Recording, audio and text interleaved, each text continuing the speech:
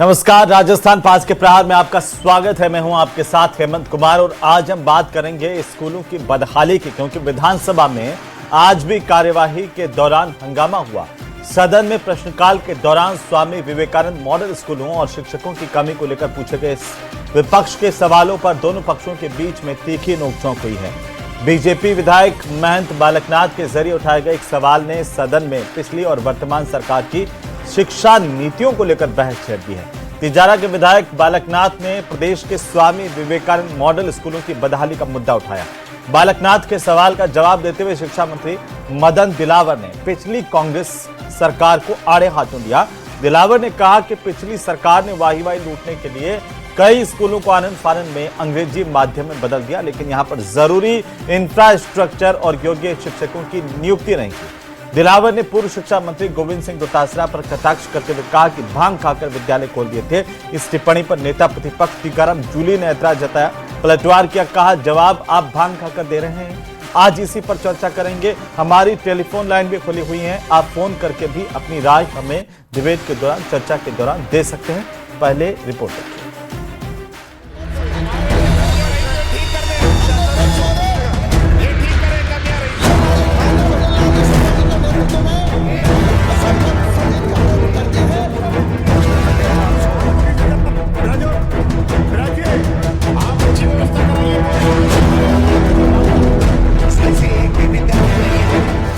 शिक्षक भर्ती पर गरमाया सदन।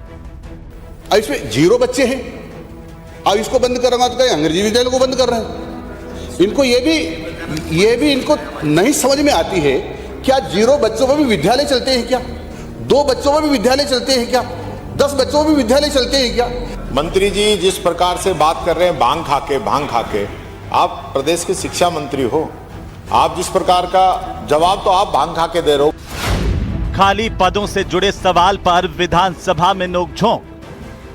ड्रॉप आउट संख्या बच्चों की बढ़ती जा रही है, हम पे विश्वास उनका उठता जा रहा है।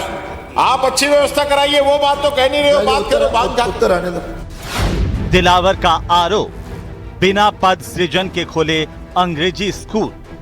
परिवर्तित कर दिया 203 विद्यालय, एक पद सर्जित नहीं किया, एक पद सर्जित नहीं किया, एक पद सर्जित नहीं किया, हम सर्जित कर रहे हैं। नेता प्रतिपक्ष का सवाल, मॉडल स्कूलों में कितने पद खाली, कितने पद रिक्त हैं और कब तक आप भरेंगे? पहला क्वेश्चन तो ये है। और दूसरा, इसका प्राइमरी सेक्शन भी हमारे समय में शुरू हुआ था, तो क्या वो सब जगह शुरू हो गया या अभी पेंडिंग है? शिक्षा मंत्री का तंज, पता नहीं भांग खाकर खोले थे स्कूल। पता नहीं भांग खाकर विद्यालय खोल दिए, भांग खाकर के विद्यालय खोल दिए, भांग खाकर के विद्यालय भांग खाकर के इन्होंने डोटासरा जी ने भांग खाई हुई थी। स्कूलों पर संग्राम, किसने खाई भांग? तो आखिरकार स्कूलों की हालत कब सुधरेगी और कैसे सुधरेगी? क्योंकि विधानसभा में जब नेता एक दूसरे पर भांग खाने के आरोप लगाते हुए कह देते हैं कि उन्होंने भांग खाकर ऐसा कर दिया था, इसलिए अभी हालात खराब हैं, लेकिन कब तक हम हाथ पर हाथ धरे बैठे रहेंगे? आखिर कौन जिम्मेदार है? शिक्षा व्यवस्था में जिस तरीके से विपक्ष आरोप लगा रहा है कि हर साल ड्रॉप आउट होने वाले बच्चों की संख्या बढ़ती जा रही है प्रदेश में, ऐसे में ये गंभीर सवाल है कि आखिर शिक्षा की तस्वीर कैसे बदलेगी, हालत कब सुधरेंगे? इस पर आज हम बात करेंगे। हमारे साथ खास मेहमान जुड़ चुके हैं, मैं परिचय करवा दूं। हमारे साथ शैलेंद्र गुर्जर है, भारतीय जनता पार्टी के नेता और प्रवक्ता, और साथ ही पंकज शर्मा हमारे साथ हैं, कांग्रेस पार्टी के प्रवक्ता। एसपी मित्तल हमारे साथ हैं, वरिष्ठ पत्रकार के तौर पर। बीएल मिश्रा हमारे साथ हैं, शिक्षक नेता। आप सबका स्वागत है, सबका अभिनंदन है। और सबसे पहले शैलेंद्र गुर्जर साहब, आप ही से शुरू करूंगा। करीब 1 साल पहले जब शिक्षा मंत्री से पूछते थे कि इन स्कूलों की हालत कैसे सुधरेंगी, तो वे कहते थे कि इसी साल में हम सारे शिक्षकों के पद भर देंगे। लेकिन कांग्रेस कह रही है कि अभी भी आप यही जवाब देते हैं कि कांग्रेस के शासन में ऐसा हुआ, वहां पर एक भी पद सृजित नहीं किया, इसलिए हालत खराब है। ऐसा क्यों हो रहा है सर? कब सुधरेगी शिक्षा की हालत? में जो पिछली 5 साल गहलोत सरकार का शासन रहा और किस तरह से स्कूलों की हालत हो गई। आपने देखा होगा जो माननीय शिक्षा मंत्री जी ने भी कहा कि आपने अंग्रेजी माध्यम के स्कूल खोल दिए 3737, ना इंफ्रास्ट्रक्चर था ना शिक्षक थे। किस तरह से आपने विवेकानंद मॉडल स्कूलों को खोला और ना वहां प्राथमिक स्तर पर आप कक्षाएं शुरू कर पाए। हम उसकी तस्वीर को बदलने का काम कर रहे हैं और माननीय भजनलाल सरकार ने पिछले 2 सालों में कुछ हद तक तस्वीर बदलने की कोशिश की। आप देखिए इनके समय में नियुक्तियां तक नहीं हुआ करती थी। हमने जो खाली पद थे उनको भरने का काम किया। 2024 और 25 में आप देखिए 5700 से अधिक हमने पद भरे शिक्षकों के और इसी तरह वरिष्ठ अध्यापकों के हमने 8700 से अधिक पद भरे 2024-25 में। आप देखिए जो लगातार स्कूलों की जर्जर हालत थी उसमें भी हमने बजट में 2000 स्कूलों के लिए 175 करोड़ का प्रावधान किया और आपको मैं इस चैनल के माध्यम से बताता हूं कि 1753 स्कूलों में टेंडर प्रक्रियाएं हो चुकी हैं, कार्य आदेश जारी हो चुके हैं और कईयों के काम शुरू हो चुके हैं, कई काम खत्म होने पर है। तो निश्चित तौर पर आप देखेंगे राजस्थान में बदली हुई तस्वीर, जहां सीटें खाली थी उन सीटों को भरने का काम किया और जो अव्यवहारिक नीति लागू करके गए थे स्कूलों के समय में माननीय गहलोत सरकार, उसको हमने सही करने का काम किया और आज देख रहे हैं धीरे धीरे उसमें सुधार हो रहा है। और निश्चित तौर पर जो 5 साल की कारगुजारियां थी, जो ध्यान नहीं दिया, सिर्फ कुर्सी की लड़ाई लड़ी, बच्चों का भविष्य बर्बाद होने दिया, भवनों की स्थिति खराब होने दी, सिर्फ आनन फानन में अंग्रेजी माध्यम के स्कूल खोल दिए और रेवड़ियों की तरह बांटने का काम किया। ना कोई आधारभूत ढांचा तैयार हुआ, ना कोई शिक्षक हुए। हिंदी मीडियम स्कूलों को अंग्रेजी मीडियम में कन्वर्ट कर दिया। बड़ा जबरदस्त कंफ्यूजन हो गया कि अंग्रेजी स्कूल है या हिंदी माध्यम का स्कूल है। तो जो सारे घपले घोटाले और अव्यवहारिक नीतियां लागू करके गई थी गहलोत सरकार, उनको सही करने का काम माननीय भजनलाल सरकार कर रही है। वही आज शिक्षा मंत्री जी ने कहा, आपने स्कूल क्या किस हालात में थे, आपकी मानसिक स्थिति सही थी क्या जब आपने ये सब निर्णय लिए? आपको पहले प्लानिंग करनी चाहिए थी कि भाई हमारे को इंफ्रास्ट्रक्चर कितना है, कितने स्कूल जर्जर हैं, उनकी मरम्मत किस तरह से करनी है, शिक्षक कितने हैं। और आपको बताता हूं मैं, ये सदन के पटल पे भी कहा गया है कि राजस्थान में 86,000 पद खाली हैं शिक्षकों के, जिनमें से 72,000 पदों को भरने की प्रक्रिया शुरू कर दी गई है शिक्षा विभाग में। और आने वाले आप 1-1.5 साल में देखेंगे राजस्थान में सारे स्कूलों की जो जर्जर हालत में थे उनकी मरम्मत हो चुकी होगी। सारे शिक्षक जहां खाली पद हैं वो सारे भर दिए गए होंगे और हमने प्रतिनियुक्ति, जो अनावश्यक प्रतिनियुक्तियों पे आए हुए लोग थे, उनको भी अपने मूल स्थान पर भेजने का काम किया है। किस तरह से 134 विवेकानंद मॉडल स्कूलों में प्रारंभिक कक्षाएं शुरू कर दी हैं, जो ये सिर्फ आनन फानन में शुरू करके गए थे, बिना शिक्षक, बिना इंफ्रास्ट्रक्चर के। वहां पर भी हमने कक्षाओं को शुरू करने का काम किया है। इसके साथ साथ हमने स्कूलों को क्रमबद्ध करने का काम किया है। उच्च माध्यमिक विद्यालय से अगर 2.5 साल में आपने ये किया, अगर आपने 2.5 साल में ये किया तो शैलेंद्र जी 500 से अधिक स्कूलों को क्रमबद्ध किया जी। लेकिन शैलेंद्र जी, अभी भी फिर स्कूलों की हालत वही क्यों है? 3 दिन पहले ही हाईकोर्ट ने कहा कि मार्च आ गया लास्ट ईयर से अभी तक सिर्फ 4 स्कूलों की मरम्मत का काम शुरू हुआ। यह हाईकोर्ट ने कहा सर, अभी मार्च में लैप्स हो जाएगा, ये भी कहा। हेमंत जी, कोई भी आज भी हम सदन में यही कह रहे हैं कि कांग्रेस ने ऐसा किया था, इसलिए आज भी हमारे पास टीचर्स नहीं है, आज भी हमारे ड्रॉप आउट बच्चों की संख्या लगातार बढ़ती जा रही है सर। हेमंत जी, मैं आपको बताता हूं कि माननीय उच्च न्यायालय ने जो कहा है उसी की तर्ज पे आप देखिए राजस्थान में जो माननीय भजनलाल सरकार है काम कर रही है। जो मैंने अभी आपको बताया ना, 2000 भवनों को कि हमने बजटीय प्रावधान किया, 1753 स्कूलों के जो प्रशासनिक और वित्तीय स्वीकृतियां जारी हो गई, टेंडर जारी हो गए, कार्य आदेश निकल गए, बहुत से स्कूलों की मरम्मत हो गई, बहुत से स्कूलों का कार्य जारी है। तो निश्चित तौर पर आप देखिए लगभग 1 साल में सारे स्कूलों की मरम्मत हो जाएगी। और शिक्षकों का भी मैंने आपको बता दिया कि 86,000 पद खाली थे, जिनमें से हमने 72,000 पर प्रक्रिया शुरू कर दी है। वरिष्ठ अध्यापक के 8,700 पद हमने 2024 और 25 में भर्ती किए हैं और इसी तरह हमने अध्यापक शिक्षकों के 5700 पद भर्ती किए। तो निश्चित तौर पर जो अव्यवहारिक नीति गहलोत सरकार ने लागू की थी और सिर्फ राजस्थान के बच्चों के भविष्य को अंधकार में डाल दिया था, शिक्षकों, स्कूलों की क्या हालत हो गई थी, उसको हम सही करने का काम कर रहे हैं। अनावश्यक प्रतिनियुक्ति थी, उसको भी हमने बंद करने का काम किया और किस तरह से आपने देखा कि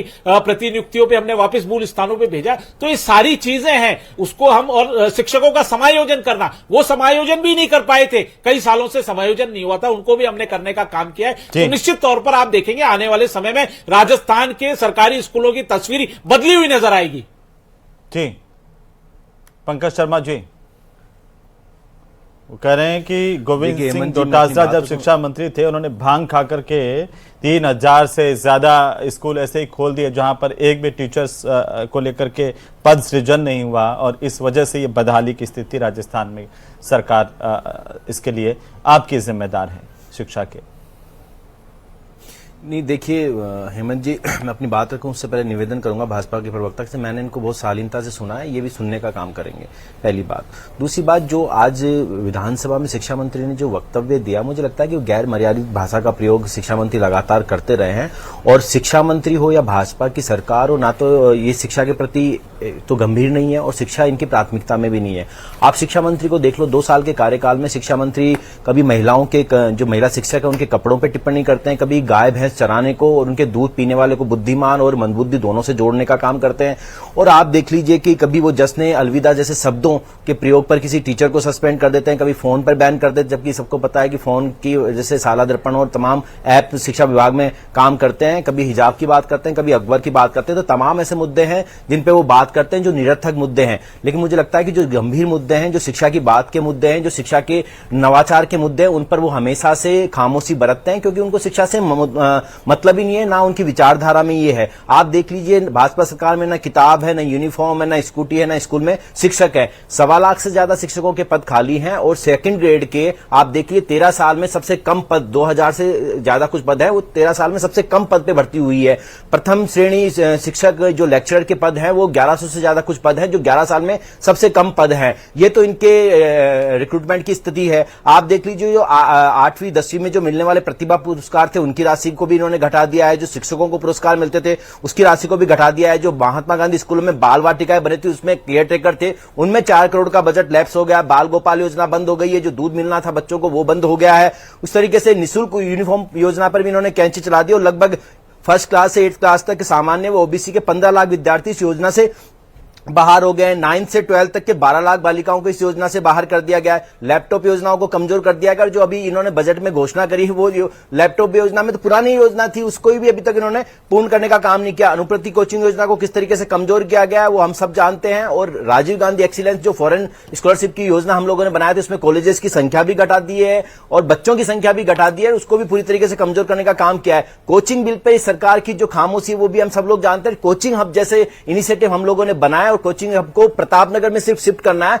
कई घटनाएं आप देखेंगे इस जयपुर में हो गई कोचिंग में, और उसकी वजह से शिफ्ट करना था, लेकिन सरकार 2 साल के बाद में अभी तक जागी नहीं। और जो कोचिंग हब बना हुआ था प्रतापनगर में वो ऐसे कैसे पड़ा हुआ कि उस शिफ्टिंग का काम भी ये सरकार नहीं करवा पा रही है। तो ये समझ में आता है कि सरकार कितनी संवेदनशील है और किस तरीके से छात्रों के लिए, बच्चों के लिए काम करने का काम करती है। देवनारायण स्कूटी योजना हो, उसमें हम सबने देखा कि किस तरीके से ये काम करती है। तो ये सरकार की जो मानसिकता है वो कहीं भी आप देख लीजिए बच्चों के लिए काम करने की नहीं है। आप देख लीजिए यूनिवर्सिटी हो, कॉलेजेज हो, वहां लगातार शिक्षकों की कमी चल रही है, लेकिन नया कोई रिक्रूटमेंट नहीं है, ना किसी तरीके का प्रोसेस है। और सबसे बड़ी बात तो हेमंत जी, आज के आईटी के युग में आज एक तो आपकी सरकार में भी थे। देखिए नहीं बदहाली जर्जर स्कूल भवन, ये तो आपकी सरकार में भी थे। ऐसा तो है नहीं है कि आपने सरकार में नहीं थे, सारे भवन नवीन नए कर दिए थे, हाईटेक एजुकेशन लागू कर दी थी, और जैसे आपकी सरकार गिरी वापस खराब हो गए स्कूलों की बिल्डिंग्स। ऐसा तो है नहीं। देखिए हेमंत जी मैं बड़ी जिम्मेदारी के साथ कह रहा हूं, हमारी सरकार में हमने आईसीटी लैब्स बनाई, और इनकी सरकार में पता है क्या है, आईसीटी लैब जो 1000 करोड़ की लागत से बनी थी, उस आईसीटी लैब्स पे इन्होंने काम स्टार्ट नहीं किया। इसकी वजह से वो जो इंफ्रास्ट्रक्चर हम लोगों ने आईटी का डेवलप किया था वो खराब हो गया। हम लोगों ने इंग्लिश मीडियम स्कूल्स खोली, इन लोगों ने 750 से ज्यादा स्कूलें बंद करने का काम किया। हम लोगों ने कंप्यूटर टीचर जो आज के एआई युग में, डिजिटल युग में जरूरी है, 10,000 से ज्यादा टीचर्स पहली बार पूरे देश में किसी स्टेट ने लगाए तो राजस्थान ने लगाए, लेकिन आज उस पर भी ये खामोश है, उदासीन है, नई भर्ती कुछ करना नहीं चाहते, किसी तरीके की लैब्स एस्टेब्लिश नहीं करना चाहते, किसी तरीके का इंफ्रास्ट्रक्चर डेवलप नहीं करना चाहता। तो जिस तरीके की उदासीनता इस सरकार में है, मुझे लगता है कि शिक्षा मंत्री जी को थोड़ा सा शिक्षा पर फोकस कर लेना चाहिए। बिल्कुल इस तरीके की बातें नहीं करनी चाहिए जिस तरीके से लगे कि वो भैंस का दूध पीने के बाद उनकी स्थिति ऐसी हो गई है।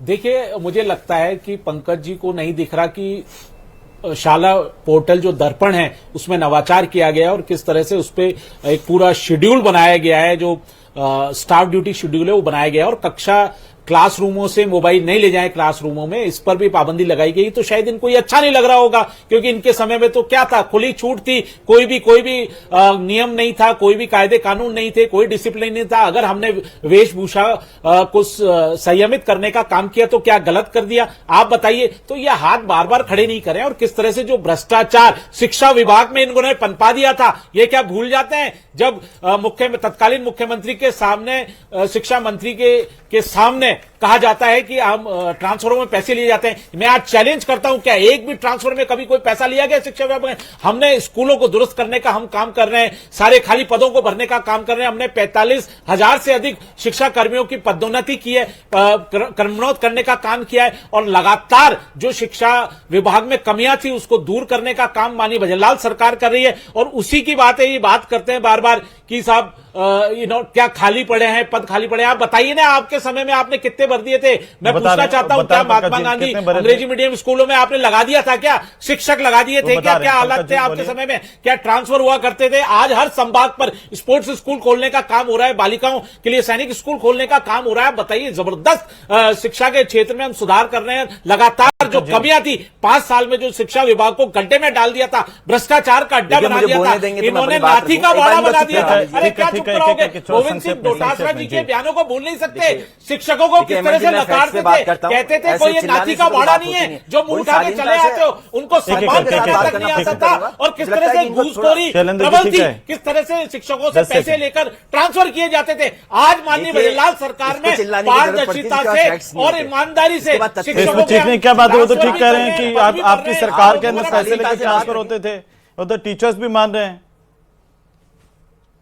वो तो मानते हैं ना, बोले इसका जवाब दें। सुनिए हेमंत जी, उस पे मैं कई बार आपको कह चुका हूं कि जो मुख्यमंत्री ने जो उस मंतव्य को पूछा था, उसके पीछे कारण ये था कि उनको फीडबैक पहले मिला था और वो सामने के सामने क्लियर करना चाहते थे। और उन्होंने साफ साफ ये कहा कि हमारी सरकार में ऐसा नहीं होता है। उन्होंने पीठ तपतपाई वर्तमान कैसी बातें कर रहे हैं, मतलब पूरे राजस्थान की जनता ने देखा, शिक्षकों ने कहा ट्रांसफर में 2 नहीं 3 बार पैसा दिया जाता है। बात सही है, फिर पूरे राजस्थान की जनता ने देखा, झूठ बोल रहे हैं। राहुल गांधी के हालात क्या है उस पर भी बात होनी चाहिए ना। आज के लिए वर्तमान में है, ये बांध खा करके कह देने से काम थोड़ी चल जाएगा। मिश्रा साहब, मैं आ रहा हूं वापस आपके साथ में।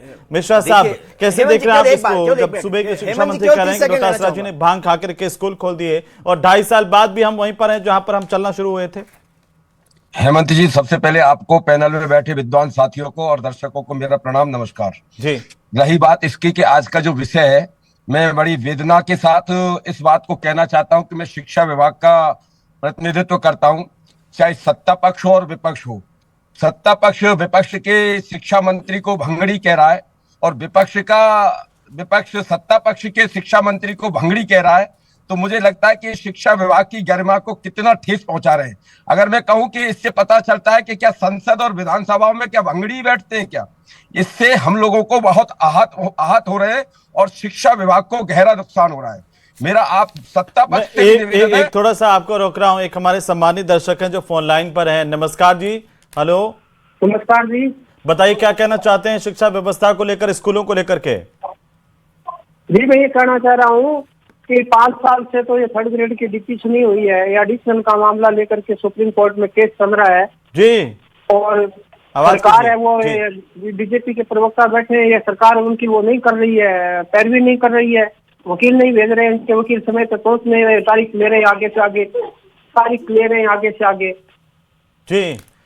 महेंद्र शर्मा, मैं कह रहा हूँ कि अध्यापक ही नहीं होंगे तो स्कूल भवन से क्या होगा? सिर्फ मकान खड़ा करने से होगा क्या? अध्यापक ठीक है महेंद्र शर्मा जी, ठीक है, शुक्रिया। तारानगर चूरू से आपने बहुत बड़ी बात उठाई है। शैलेंद्र जी, छोटी सी संक्षेप में 10 सेकंड में आप इनका जवाब दे दीजिए एक बार। मैं आ रहा हूं सर, मिश्रा साहब मैं आ रहा हूं। शैलेंद्र जी, देखिए, मैं महेंद्र शर्मा जी का धन्यवाद देना चाहता हूं। उन्होंने ये तो माना कि स्कूलों की स्थिति सुधर रही है, इमारतें बन रही है, मरम्मत हो रही है। जहां तक रही सुप्रीम कोर्ट में अगर कोई मामला चल रहा है उसमें पैरवी नहीं हो रही, तो निश्चित तौर पर माननीय भजनलाल सरकार गंभीर है। और आप डेट सर, व्यवसायिक शिक्षकों को पिछले 1 साल से वेतन नहीं मिल रहा, होली भी वो गुहार लगाते रह गए। आप जान रहे हैं कैसी हालत विभाग के हित में होगा, उनके लिए काम करेगा। सिर्फ ये टीचर से नहीं, जो व्यवसायिक शिक्षक लगाए हुए थे उनको पिछले 1 साल से वेतन नहीं दिया कंपनी ने। आप सोचिए कितनी कितनी गंभीर हालत में उनके परिवार वाले होंगे, या ये जो शिक्षक अभी कोर्टों के चक्कर काट रहे हैं वो किस हालत में होंगे। मिश्रा साहब पूरा कर लीजिए जल्दी से जी। हाँ, मैं हेमंत जी कह रहा था कि ये बहुत अशोभनीय बात है, सत्ता पक्ष और विपक्ष दोनों के शिक्षा मंत्रियों को भंगड़ी कहा जा रहा है। इससे शिक्षा विभाग को बहुत नुकसान हो रहा है। इससे कहा जा सकता है कि क्या शिक्षा विभाग में पूरे कुएं में भांग पड़ी है क्या। मेरा सत्ता पक्ष से भी निवेदन है और विपक्ष से भी निवेदन है, आप शिक्षा विभाग के मंत्री हैं, किसी आबकारी विभाग के मंत्री नहीं है, इसलिए दोनों ही पक्षों को भाषा पर बहुत मर्यादा में बात करनी चाहिए, जिससे शिक्षा विभाग को नुकसान नहीं हो। दूसरी बात है कि वर्तमान में सत्ता में भारतीय जनता पार्टी है और भारतीय जनता पार्टी की ये जिम्मेदारी है कि पिछली बार की सरकारों को इसलिए सत्ता विहीन किया गया कि उनकी खामियां थी। अब उनकी खामियों की वजह से वो सत्ता विहीन हो गए। अब आप सत्ता में उनकी कमियों को दूर करना, अब मतलब आप ये कह रहे हैं कि अभी आपको अपना कीर्तिमान स्थापित करके अपने काम बताने चाहिए थे। एक मारवाड़ जंक्शन से हमारे सम्मानित दर्शक हैं भाटी साहब, मैं एक बार उनको ले लूं। मैं नमस्कार जी भाटी जी, हेलो जी सर, बताइए क्या कहना चाहते हैं। सर बोलिए सर। मैं यही कहना चाह रहा हूं कि जिन इंग्लिश मीडियम स्कूलों में हिंदी का डिसीजन आपने लिया है उनके लिए कोई ना कोई ऐसी नीति हो जिससे इंग्लिश मीडियम के बच्चों का भी नुकसान नहीं हो और हिंदी के का भी नहीं हो, और उनके लिए मतलब कम से कम सर शिक्षक की व्यवस्था तो सेपरेट की जाए। एक शिक्षक है वो हिंदी में भी पढ़ाएगा, इंग्लिश में भी पढ़ाएगा। टीचर्स बढ़ने चाहिए आपके हिसाब से। रमेश भाटी जी बहुत शुक्रिया आपने कॉल किया, अपनी बात जल्दी से कंप्लीट कीजिए। मिश्रा जी हाँ, मैं निवेदन ये कर रहा था कि अभी ग्रीष्म अवकाश के अंदर जितने भी विद्यालय हैं जिन पे भवन में कमी है, भवन नहीं है, बच्चों के बैठने की व्यवस्था नहीं है, सरकार की जिम्मेदारी है कि ग्रीष्म अवकाश की अवधि के अंदर सभी बच्चों के बैठने की व्यवस्था हो। कुछ तो मिश्रा जी कुछ तो टीचर्स की भी जागरूकता बहुत जरूरी है। मैं एक उदाहरण देना चाहता हूँ, डीडवाना कुचामन का एक राजकीय उच्च माध्यमिक विद्यालय खाकोली का, आप सुने मिश्रा जी, टीचर्स भी अपनी जिम्मेदारी समझे। खाकोली का राजकीय उच्च माध्यमिक विद्यालय है, यहाँ की विशेषताएं आप सुनेंगे, भवन एकदम शानदार वाला क्वालिटी का। इवन आप प्राइवेट स्कूल की जैसे वहां पर बस भी चलती है, बस की सुविधा भी देते हैं, टीचर्स मिलकर कर रहे हैं। ये आप ये देखिए, आप ताज्जुब करेंगे।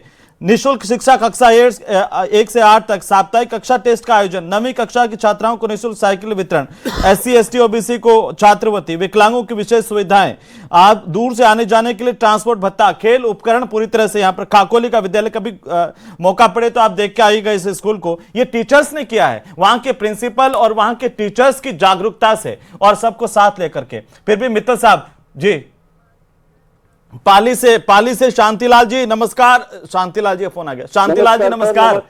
हाँ बोलिए, क्या कहना चाहते हैं सर। सरकारी स्कूलों का तंत्र पूरा बिगड़ चुका है सर। हाँ जी। और पहले गणमान्य लोग साधारण बच्चों को पढ़ाने के लिए प्रयत्न करते थे, वो भी अब नहीं कर रहे सर। नेता लोग और भ्रष्ट लोग सबको मिलकर के जरूरी बात है, सबको मिलकर के करना होगा। शांतिलाल जी शुक्रिया, आपने बहुत बड़ी बात कही है। मैं मित्तल साहब बोलिए जल्दी से। मित्तल साहब, ये तो बड़ी गंभीर बात है। अभी जैसे मिश्रा जी कह रहे हैं कि हमारे शिक्षा मंत्री आबकारी विभाग के मंत्री हैं या शिक्षा के मंत्री हैं। देखिए हेमंत, अभी सरकार ने खुद माना है कि राजस्थान के अंदर शिक्षकों के 85,000 पद खाली हैं। ये बात अलग है कि हकीकत में 1 लाख से ऊपर है, लेकिन सरकार का आंकड़ा भी यदि मान लिया जाए कि 85,000 पद खाली है, तो आप अंदाजा लगाया जा सकता है कि जो शिक्षा विभाग की स्थिति क्या होगी। सरकार खुद कह रही है कि 85,000 पद खाली है। जब 85,000 शिक्षक ही स्कूलों में नहीं है तो पढ़ाई की क्या स्थिति होगी। अब जो अंग्रेजी माध्यम स्कूलों की बात है हेमंत, ये बात सही है कि कांग्रेस के शासन में जो हिंदी मीडियम स्कूल थे उन्हीं को अंग्रेजी मीडियम के स्कूल में परिवर्तित कर दिया। कोई शिक्षक नहीं बनाया, कोई नया भवन नहीं बनाया, कुछ नहीं किया। जो हिंदी मीडियम थे उन्हीं को अंग्रेजी में परिवर्तित कर दिया गया।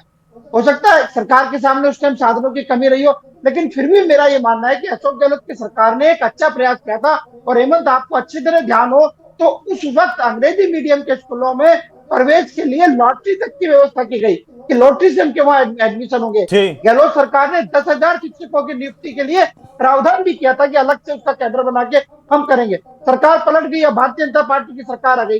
भारतीय जनता पार्टी की सरकार का कहना है कि साहब चूंकि इंग्लिश मीडियम के मामले में कुछ नहीं किया तो अब क्या नाम से समय लगेगा सुधार का। लेकिन मैं यह कहना चाहता हूँ कि वर्ष 2013 से और 18 के बीच में जो मुख्यमंत्री थी तब विवेकानंद मॉडल स्कूल के भी लगाए गए। तो उनके भी यही हाल है ना। मैं ये मित्तल साहब, गंभीर बात तो यही है ना कि कुछ भी किया हो, लेकिन अभी तो हालात खराब है ना। ये विवेकानंद मॉडल स्कूलों की भी वही हाल है जो अंग्रेजी मीडियम स्कूलों की हालत है, जो अंग्रेजी माध्यम के। तो विवेकानंद मॉडल स्कूल तो भारतीय जनता पार्टी के शासन के काम के है ना। हाँ, मिश्रा जी इसमें कुछ जोड़ना चाह रहे हो? जोशी जी हमारे साथ एक कॉलर है, हमारे सम्मानित दर्शक हैं। मैं पहले जोशी जी को ले लूं एक बार। भरत जोशी जी सलूम्बर से, नमस्कार जी। नमस्कार, मैं डॉक्टर भरत जोशी सलूम्बर से। बोलिए। मेरा ये कहना है कि हम भले शिक्षा के बारे में जितनी भी बात करना चाहे उतनी कर लें, जब तक हम बेसिक इंफ्रास्ट्रक्चर, जिसे हम कहते हैं कि मूलभूत सुविधाएं दूर दराज के इलाकों में जब तक नहीं मुहैया करवा पाएंगे, तब तक हमारी शिक्षा व्यवस्था की डर्रा ऐसा ही चलता रहेगा और हम शिक्षा को ऊपर तक नहीं लेकर जा पाएंगे। इंफ्रास्ट्रक्चर सबसे पहले हमें मजबूत करना होगा। डॉक्टर साहब ने बहुत बड़ी गंभीर बात कही है। मिश्रा जी क्या जोड़ना चाह रहे हैं? फिर मैं शैलेंद्र जी से जवाब दूं। मैं हेमंत जी, मैं विद्यालय का नाम लेकर के आपको बताना चाह रहा हूं कि राजकीय उच्च प्राथमिक विद्यालय सारंगपुरा, सांगानेर, जयपुर। एक कमरे के अंदर 1 से लेकर के 8वीं तक के बच्चों की बैठने की व्यवस्था है। धूप तेज हो गई है, बैठने की व्यवस्था नहीं है। एक उदाहरण दे रहा हूं, ऐसे हजारों स्कूल राजस्थान में। मेरे को समझ में नहीं आता कि सरकार का इस तरफ ध्यान क्यों नहीं है कि बच्चों को गर्मी में कैसे बैठाएंगे। सही बात है, सही बात है। और मैं एक लाइन में कहना चाहता हूं कि हो गई है पीर पर्वत पिघलनी चाहिए। और आगे की लाइन में कि कुछ भी हो, लेकिन वक्त बदलना चाहिए, जो इंफ्रास्ट्रक्चर है वो बदलना चाहिए। मिश्रा जी आगे की लाइनें तो हम जोड़ देंगे। और आपसे मेरा निवेदन है कि ये जो आपका संगठन है वो इस तरह के मामले सरकार तक पहुंचाएं भी। आप सरकार को बहुत पहुंचाए जा रहे हैं, संगठन के तौर पर भी आप बुला करके शिक्षा मंत्री जी से माला पहनने वाला काम नहीं करे। वहां पे गुणगान हो जाता है, शैक्षिक सम्मेलन हो गया, अरे उसमें आप क्यों नहीं कहते हैं प्रदेश का शैक्षिक सम्मेलन बुला करके शिक्षा मंत्री जी? इतने स्कूलों की हालत यह है, यहाँ पर ये कमियां हैं और ये बहुत गंभीर बात है। शैलेंद्र जी मैं आपका ध्यान इसमें, आज हम एआई के जमाने की बात कर रहे हैं, लेकिन हालात क्या है हमारे स्कूलों में? कंप्यूटर लैब्स नहीं है, कंप्यूटर टीचर्स नहीं है, और कंप्यूटर टीचर तो छोड़िए, हिंदी अंग्रेजी की टीचर्स भी नहीं है। बताइए, लाइट नहीं है, इंटरनेट नहीं है हमारे स्कूलों में, इंफ्रास्ट्रक्चर नहीं है। अभी सांगानेर का उदाहरण दे रहे हैं मिश्रा जी, कह रहे हैं कि एक कमरे के अंदर स्कूल चलता है। हम कहां जयपुर से बाहर देखें, जयपुर में देख लें, दिया चले अंधेरा हो रहा है, सरकार बैठती है यहां पर। हेमंत जी देखिए, निश्चित तौर पर कहीं कमियां होंगी, उन कमियों को दूर करने का पूरा प्रयास माननीय भजनलाल सरकार कर रही है। आप देखिए इसलिए कहां कर रही है ये अब हम इन टीचर्स को भी क्या दोष दें? इनकी स्थिति उस मोर के समान हो गई कि मोरे नाचे तो घुड़ू, लेकिन पगा कान देख वापिस शर्मिंदा हो जाए। इंफ्रास्ट्रक्चर नहीं है, इतनी गर्मी के अंदर 60 डिग्री सेंटीग्रेड टेम्परेचर में कहां से पढ़ाएंगे? ये जो है वो भी नहीं बढ़ा पा रहे हैं, बच्चे तो छोड़ के जाएंगे ही ना। शैलेंद्र जी हेमंत जी, माननीय मुख्यमंत्री भजनलाल शर्मा जी की दीर्घकालीन सोच है। उन्होंने विधायकों के साथ एक योजना बनाई जिसमें उन्होंने कहा कि हर विधायक को 1 करोड़ रुपए स्कूलों ने नव स्कूलों के निर्माण के लिए और मरम्मत के लिए खर्च करने चाहिए। आप बताइए, 1 करोड़ रुपए विधायकों को हमने दिया, एक योजना चलाई, विधायक शिक्षा साथी योजना। उसके तहत जो भी कमियां हैं, सारी योजनाओं को समायोजित कर दो और बहुत बढ़िया स्कूल कर दो सर, सारी करेंगे। पूरा प्रदेश आपका आभारी मुख्यमंत्री जी का, और सब इसी उम्मीद से हैं। बहुत शुक्रिया इस चर्चा में शामिल होने के लिए आप सभी का। बहुत सारी परेशानियां हैं स्कूलों के सामने भी, टीचर्स के सामने भी और बच्चों के सामने भी, लेकिन इन तमाम परेशानियों के बीच सरकार की मंशा है कि हर कोई पढ़ पाए, और उसके लिए जरूरी है कि इंफ्रास्ट्रक्चर हम डेवलप कर पाएं। जितनी जल्दी हो सके हमारे स्कूल बेहतर हों, टेक्नोलॉजी से पूरी तरह से लैस हों, बच्चों को बेहतर पढ़ाई मिल सके। इसी उम्मीद और आशा के साथ आज के लिए फिलहाल